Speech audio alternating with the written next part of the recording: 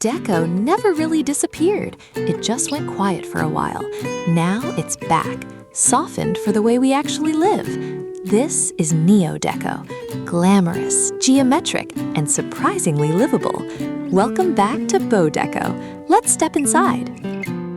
The living room sets the tone immediately. A chevron rug underfoot, a sunburst mirror catching the light, and just enough brass to feel polished without ever tipping into costume. This is the balance Neo-Deco is built on. Just off the living room, an antique bar cart holds court. Crystal glassware catching the light, brass wheels worn just enough to feel real. It's a small corner, but it might be the most Neo-Deco detail in the entire home.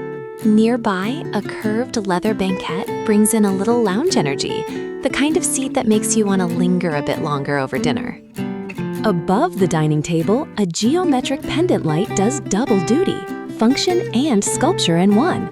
Even the floor underneath keeps the rhythm going, chevron patterns leading the eye through the whole space. Down the hall, the bathroom takes the boldest turn. Deep red marble walls paired with brass fixtures. It's dramatic, but grounded by how intentional every material choice feels. The bedroom softens the drama just slightly. A velvet headboard, brass table lamps, and a touch of geometric wallpaper.